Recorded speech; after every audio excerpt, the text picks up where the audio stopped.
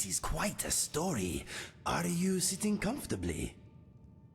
Yes. It happened about a week after the Japan job and my betrayal.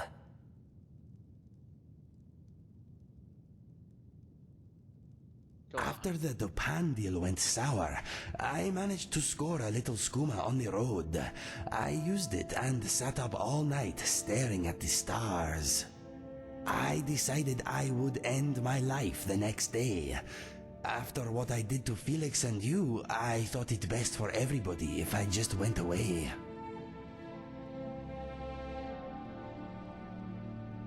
Yeah. You are very nice to say such things. I am glad too. I watched the sun come up, then made a noose. My camp was high near the edge of a cliff. I fastened the noose to an overhanging tree branch. I used the last of my skooma, placed the rope around my neck, and jumped off.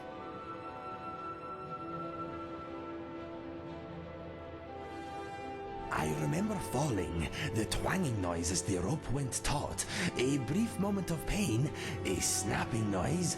I thought it was my neck.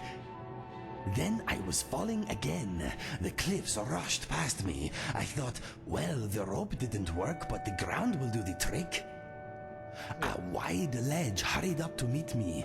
I closed my eyes just before the impact. There was a smashing noise. Then I was underwater.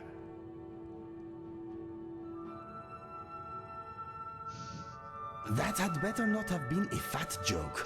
Me and my trim physique had punched a hole through a thin layer of rock into a cave.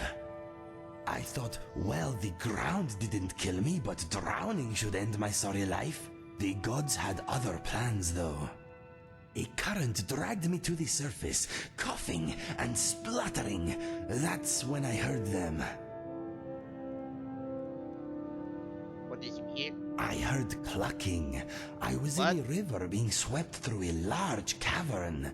It was dark, but I could make out many cages on the bank. Chickens strutted about outside the cages. I could smell magic. I gathered my strength and hauled myself out of the water.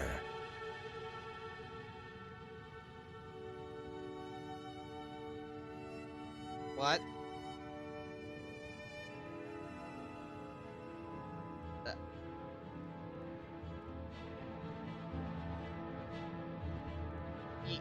You've got... I swear I am not. The skooma may have altered my perception slightly, but I know what I saw. Inside the cages, people were bound and gagged. Ignoring the chickens, I rushed over and tried to open the first cage I came to. It was locked tight. Suddenly, I felt a pain in my foot. A chicken was pecking at me. I kicked it away, but it came back with reinforcements. You were not attacked by chickens. I was. I saw some rabbits too, but they did not seem to want to get involved. I was in a flapping, pecking nightmare. I tried to get back in the water, but before I had gone a few steps, I was knocked unconscious. By chickens? No, a chicken pecks. It does not try to sneak up behind you and knock you out. I awoke tied to a chair.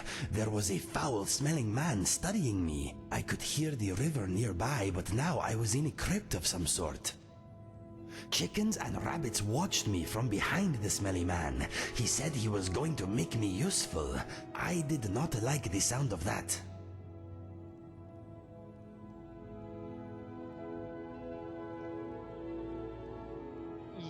Yeah, My options were limited. I had no weapons, but I did have a little time. This fellow liked to talk. I unsheathed my claws and went to work on the ropes that held me to the chair. The man seemed to have a bit to say, so I let him talk. He said he was a powerful wizard and that he had learned how to transform people into animals. Once transformed, he said I would want nothing but to aid him. He said he had a spy network of chickens and rabbits all over Skyrim.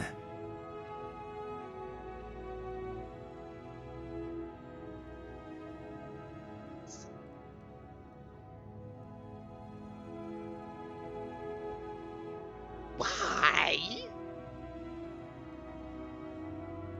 That's what I want. No. Of Yeah. course. The proof was flapping and hopping all around him. I asked why only chickens and rabbits.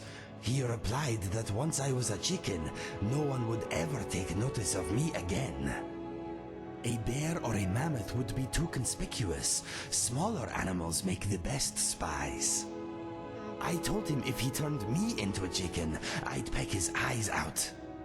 He told me that the change was not only physical. I would want to do his bidding, nothing else. He said he was using the information his spy network gathered to cause hate across the land. He fed on hate. It made him stronger. I had spied a wooden door in one wall that smelled rotten.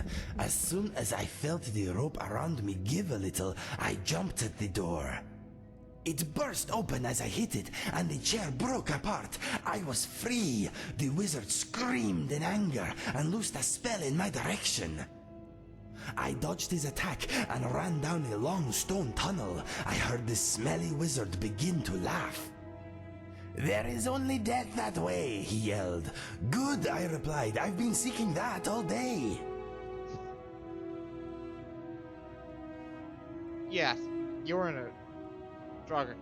What you Yes. The smell of bones and dust filled my nose. The wizard did not follow me. Hands. I ran for what seemed like forever. Eventually, I came to a vast chamber with a spindly spiral staircase leading up in the center. The floor was littered with dried out bodies.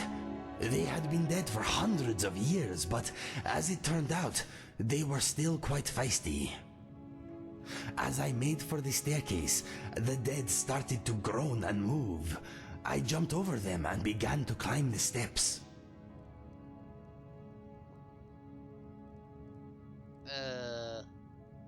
But if you're sick, then why not? My father told me that anyone who dies in such a crypt may come back as a walking husk themselves. Not true death, something far worse. There were too many Draugr to fight, so I concentrated on climbing. Halfway up, I spotted an opening in the ceiling. The air was fresher up there. That is when I uncharacteristically tripped. I tumbled back down the stairs. Soon the dead reached me. They clawed at me. They held me down. Dry, cracked fingers tore my face to ribbons, giving me these scars. I almost gave up, then something amazing happened. Yeah, I'll take it.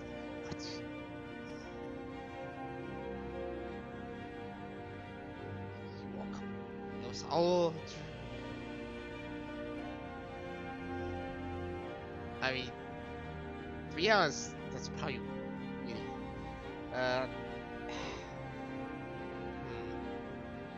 Do these marks on my face look like a dream to you? No. I realized I wanted to live. I realized that my life was still worth something. I realized that I could be the person my brother knew again. This realization gave me a strength I never knew I had. I fought back, shouting, "No!" again and again. "No, you will not have my life. No, this is not where I die. No!" I struggled to my feet, fighting all the while. I snapped necks, I broke arms, I gouged out eyes. Somehow, I made it back to the staircase. Yeah. Yes, it was pretty amazing. If I had not spent all that morning almost dying, I wonder if I'd be here talking to you now. Anyway, I reached the top of the stairs, forced open the hatch above, and stepped out into daylight. I was only a few hundred feet from my camp. I stared at the tree with the snapped rope hanging from it for a long time. I knew I owed much, and swore that I would repay any debt I could. When I realized you had survived, I decided that if anyone was going to take my life, it should be you. You know the rest. That is how I got these scars. It is a good tale, yes? Definitely. Yes, it is. Living it made me the man you see before you. Scars and all.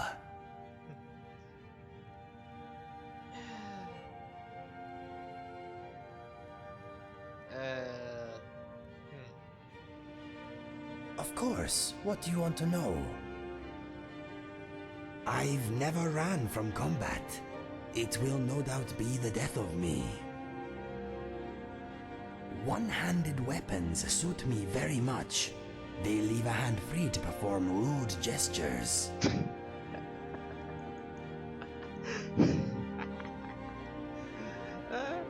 I'm not the best judge of character. I will let you decide who deserves to die. Thank you? Question mark? After exploring many ruins here, I have become good at avoiding most traps. Poison, spikes, and fire do not agree with me. As they do many people. I'm not a heavy drinker. Violence is my only remaining vice. Well, it could always be sex. Never. If we ever find ourselves in the Bard's College, remind me to share some songs with you. Remember to take a seat though.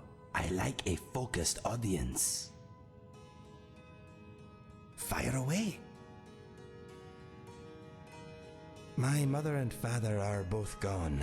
They died protecting a trading caravan a few years back. I guess I am an orphan again. I suppose they were a bit of an odd couple, being an Argonian and a Khajiit, but they adored each other, and us. Despite their previous profession, they were good people. That means a great deal. Thank you. My brother and I found much work as sellswords. We never made it to the Imperial City, but we made a lot of coin. Okay, so A bit of giant killing here, a bit of witch slaying there. We took gold when it was offered, but sometimes we worked for nothing. It is hard to deny those in need, whether they have coin or not. We made more than enough from those who could pay anyway. All over Cyrodiil, from the Gold Coast to the Gerald Mountains. It is a wonderful land, but quite tame compared to Skyrim. Those were happy times, traveling or working during the day, camping out under the stars at night. Life was good. You have my full attention.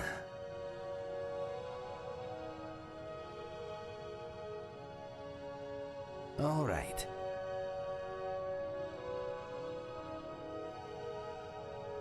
I guess I better stand up then.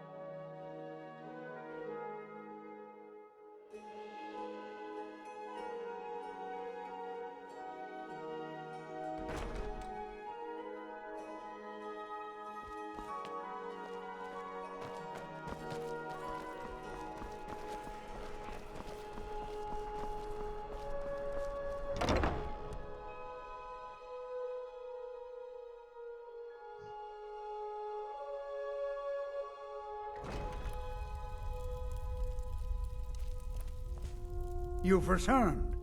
There's Potato's Excellent. skull. These things do have a way of working out when people take action. I'll sanctify the remains. In case Falk doesn't make it clear, Solitude owes you a debt of gratitude.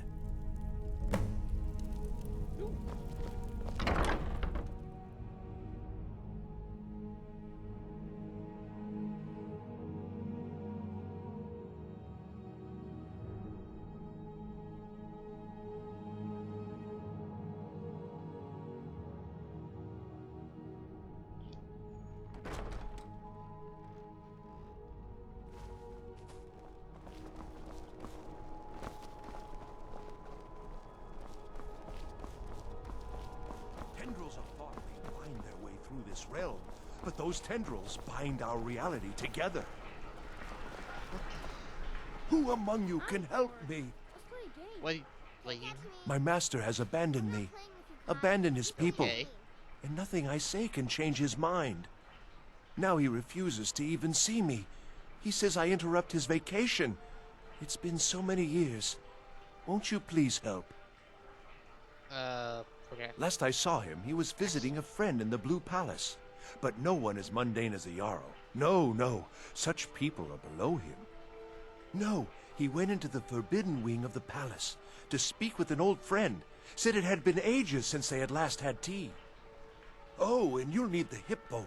It's very important. No entering Pelagius's wing without that. What? What? Why do you... Without his guidance, our homeland is falling apart. North wages war against South. The holy flame flickers and dies. We need his return. Oh, but I'm sure he'll repay you when he comes to his senses. His favor is a powerful, powerful thing, and so very worth any inconveniences. Who? He is a great man, but one rarely praised.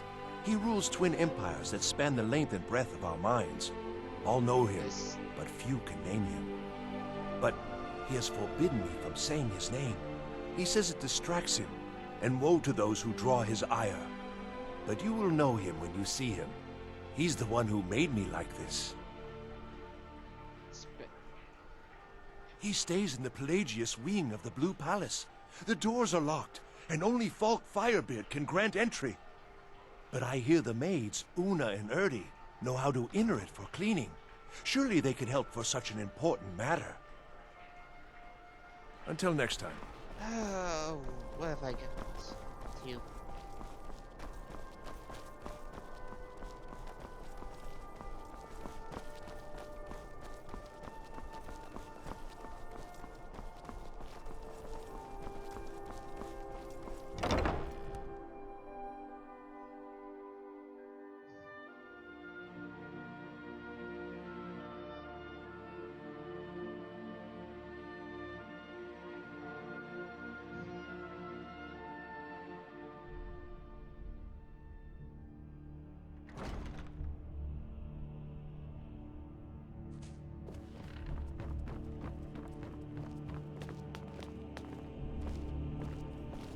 Thane Bryling, at your service. May the gods watch over your battles, friend.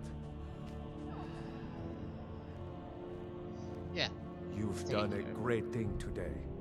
It doesn't matter who you support in the war, but Tama would have been a blight on the land for both sides. Without you, this would have been a disaster.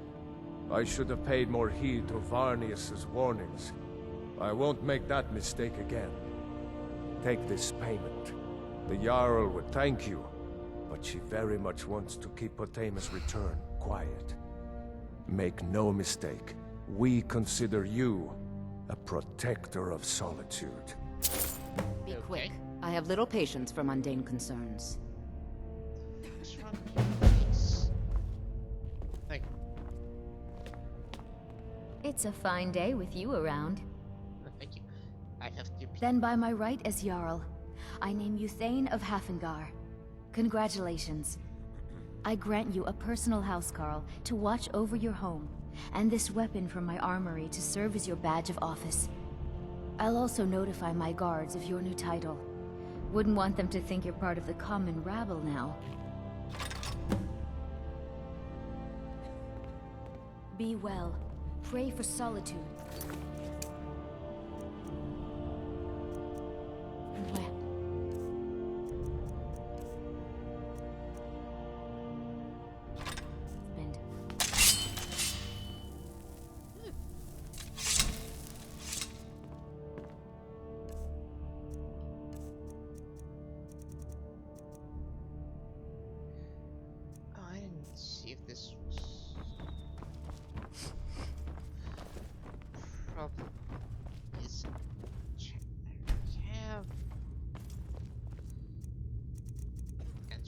Yes.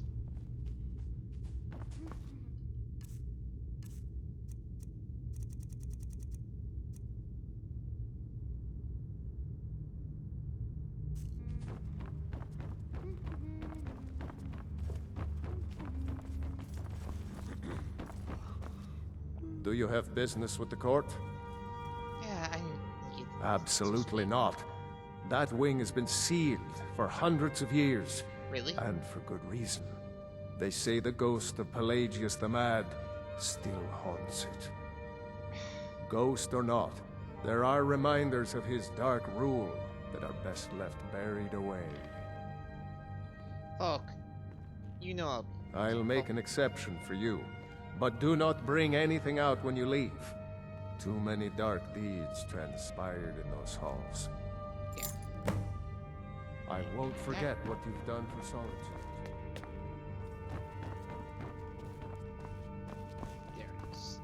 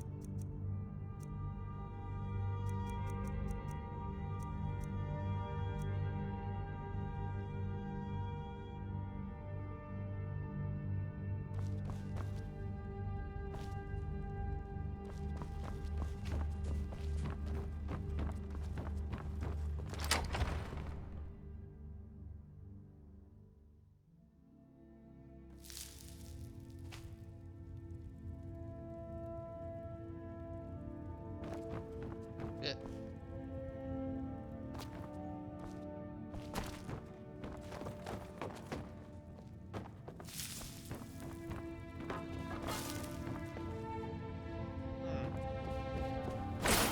What?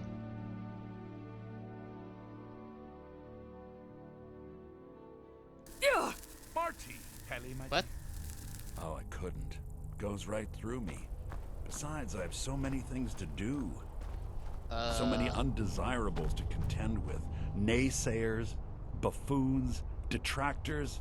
Why, my headsman hasn't slept in 3 days. You are far too hard on yourself, my dear, sweet, homicidally insane Pelagius. What would the people do without you? Dance, sing, smile, grow old? You are the best septum that's ever ruled. Well, except for that Martin fella. But he turned into a dragon god, and that's hardly sporting. You know, I was there for that whole sordid affair. Marvelous time. Butterflies, blood, a fox, a severed head, and the cheese to die for. Yes, as you've said countless times before. Harumph. Well, then, if you're going to be like that, perhaps it's best I take my leave. A good day to you, sir. I said good day. Yes, go. Leave me to my ceaseless responsibilities and burdens.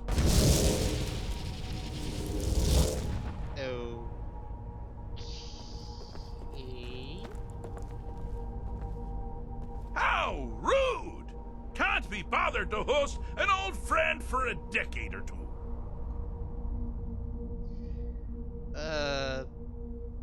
Who was Pelagius the Third. No. Now, Okay.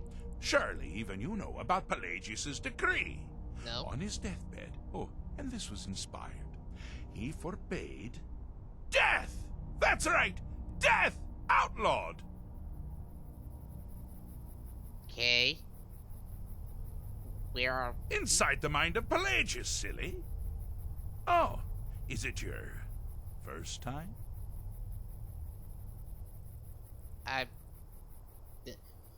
Mess... Really?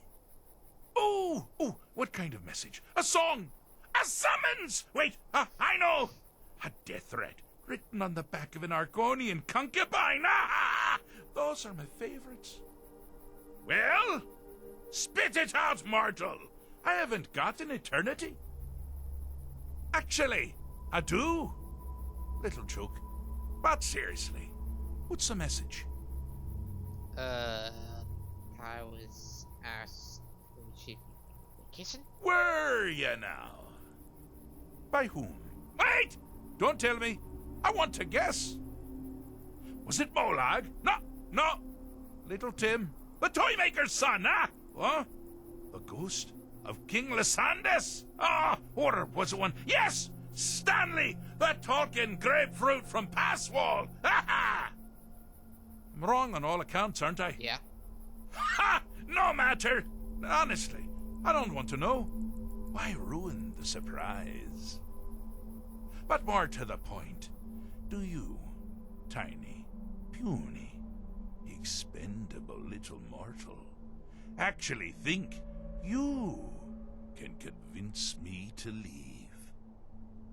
Because that's crazy! You do realize who you're dealing with here.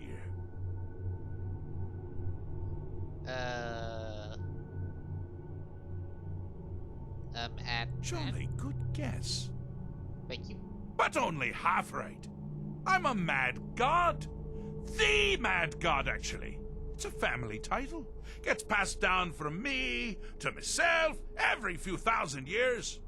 Now you can call me Anne-Marie. But only if you're partial to being flayed alive and having an angry immortal skip rope with your entrails. If not, then call me Sheagorath, Daedric, Prince of Madness. Charmed. So, does that mean you leave or Now not? that's the real question, isn't it? Because honestly, how much time off could a demented Daedra really need? All of it? So, here's what I'm going to do. I'm going to leave. That's right. I'm done. Holiday complete. Time to return to the humdrum day-to-day. On one condition. Of course. You have to find the way out first. Well, good luck with that. What's the catch? I do love it when the mortals know they're being manipulated. Makes things infinitely more interesting. Of course. Care to take a look around? This is not, I dare say, the Solitude Botanical Gardens. Have you any idea where you are? Where you truly are? Welcome to the deceptively verdant mind of the Emperor Pelagius III. That's right! You're in the head of a dead, homicidally insane monarch! Now, I know what you're thinking. Can I still rely on my swords and spells and sneaking and all that nonsense? Sure. Or you could use the Wabachak! Huh? Didn't see that coming, did you? Does anyone ever see it coming? Alright. Where are my clothes? Why am I wearing... Now this is a sad path. Pelagius hated and feared many things. Assassins, wild dogs, the undead, pumpernickel. What? But the deepest, keenest hatred was for himself. Of course. The attacks he makes on himself can be seen here fully. They're always carried out on the weakest part of his fragile self. The self-loathing enhances Pelagius's anger. But his confidence will shrink with every hit. You must bring the two into balance.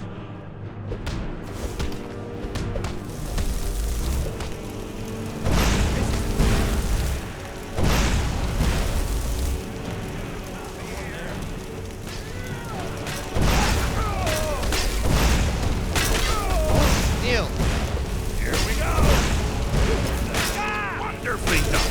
Pelagius is finally ready to love himself. can't continue. That's all you got?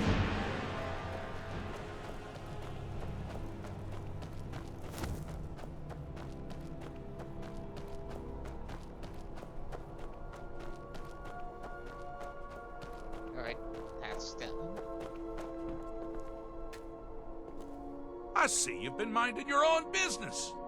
So, how's the mind business? The story. Ah, wonderful. Wonderful. Why waste all that hatred on yourself when it can so easily be directed at others? But someone still has quite a bit to do. Yep. Let's go. Oh, good choice! Well, good for me. I find everyone being out to get you so terribly entertaining. You might find it less so. You see, Pelagius's mother was, well, let us say, unique. Although I suppose, in the grand scheme of things, she was fairly average for a septim. That woman wielded fear like a cleaver. Or did she wield a cleaver and make people afraid? I never get that part right. Oh, but she taught her son well. Pelagius learned at a very early age that danger could come from anywhere, at any time, delivered by anyone. The objective here is simple, you simpleton. Use your wabba-chop to defeat the enemy, but they do the same.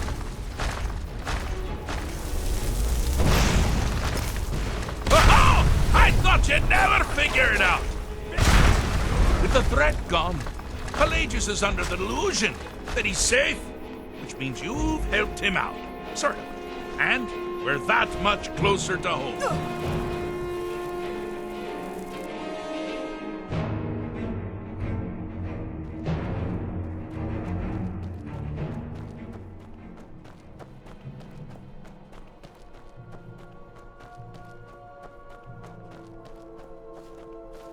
Is it just me? Or is it getting saner and saner these days? Oh, God, that's strangely, it sounds terrifying. Mortal? Insufferable. Yes, yes, you're entirely brilliant. Conquering madness and all that, blah, blah, blah, blah, blah. But you're not done yet! And you can still die. What?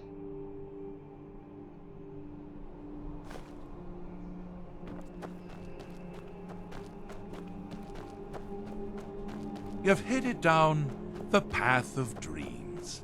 Unfortunately for you, Pelagius suffered night terrors from a young age. All you need to do is find something to wake our poor Pelagius up. You'll find his terrors easy to repel, but persistent. Alright.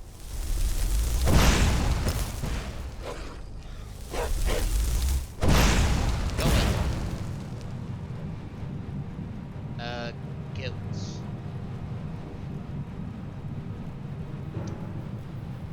Alright then.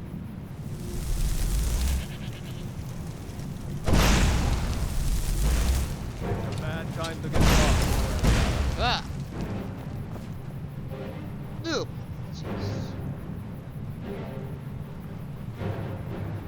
Alright.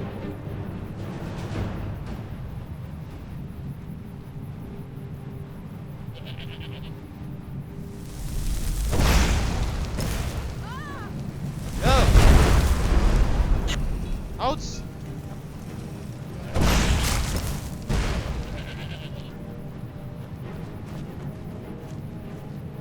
So, eat it. Okay. What's this?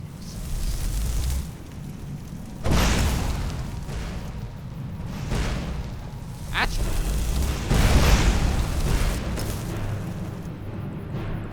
Oh, nice sword fire.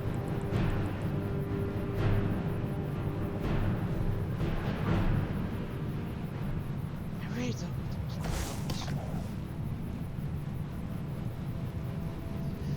Ugh. No! Dragon Beast! Well, now that's something to crow about. With Pelagius up and about, you're moving right along. We'll both be home in no time. More or less.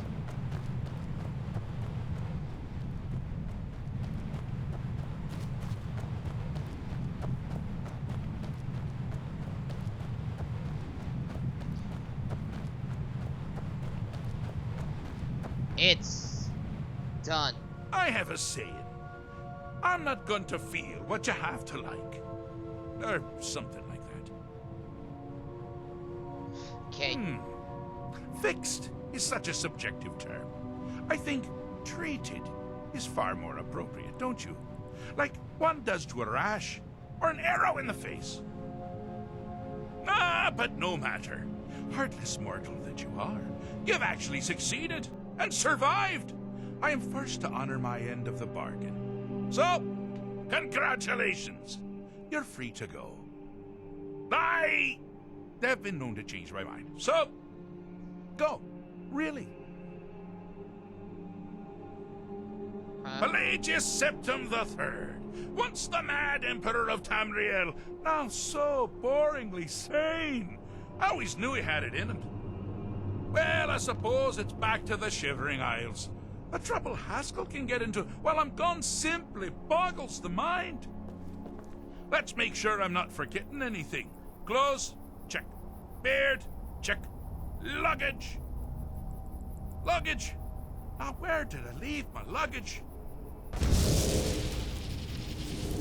Master, you've taken me back. Does this mean we're going home? Oh, happy times. I can't wait to... Yes, that's quite enough celebration. Let's send you ahead, shall we? As for you, my little mortal minion, feel free to keep the Wabbajack as a symbol of my... I'll just take the damn thing. You take care of yourself now. And if you ever find yourself up in New Sheo, do look me up. We can share a strawberry tart. Ha ha! Ta-ta!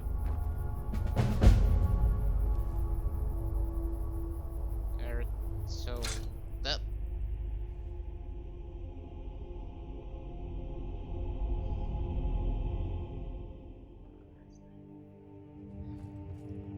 Yeah. Clothes. Ring. Boots. Gauntlet. Close ring. Wait. Right.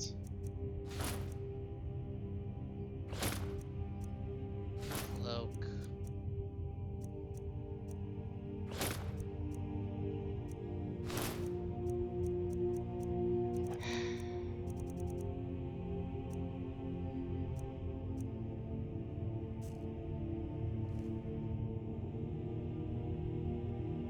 That's better. What is on your mind? Hey. No, nothing at the moment.